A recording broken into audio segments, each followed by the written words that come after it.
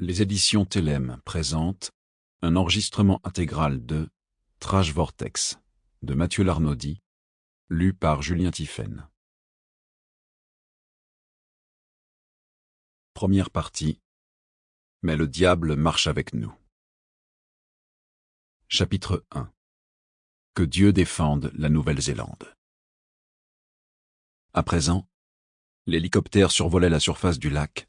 zébrant les flots sur son passage,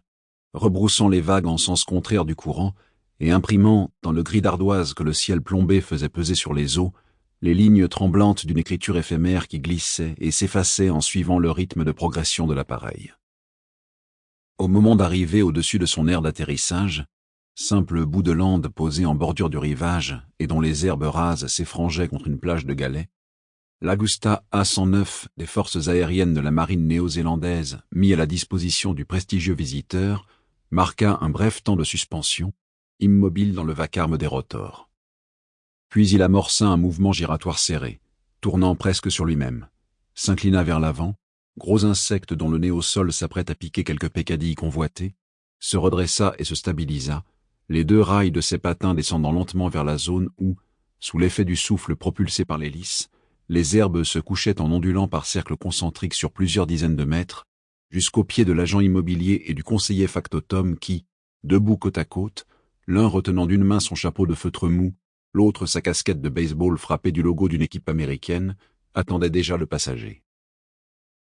Ils l'observèrent s'extirper de la carlingue avant même que celle-ci n'ait touché terre, se jeter au dehors d'un bond sans grâce, trahissant aussi bien l'homme à l'aise dans sa pose svelte et hydratée,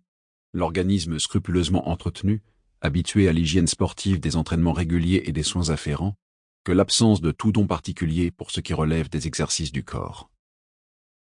Il se dirigea dans leur direction, sa parka ouverte, battue par le vent qui le poussait dans le dos, laissant apparaître le même costume bleu marine à la veste déboutonnée et le même genre de cravate club aux rayures bleu ciel et doré, façon blason héraldique médiéval, qu'il portait sur la plupart des images que l'agent immobilier avait vues lorsqu'il s'était livré à quelques recherches sur Internet à propos du fortuné client qui désirait acquérir l'immense ensemble de terrains, étalé parmi les monts ceinturant toute la partie ouest des rives du lac Wanaka, dont lui, l'agent,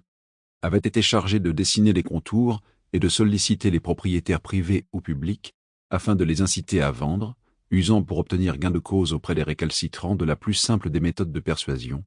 celle qui consiste à acheter des parcelles souvent désertes, n'abritant guère que des marécages, des pâturages à moutons, des rochers, des versants couverts, selon leur exposition, de forêts de sapins ou de bosquets d'arbustes.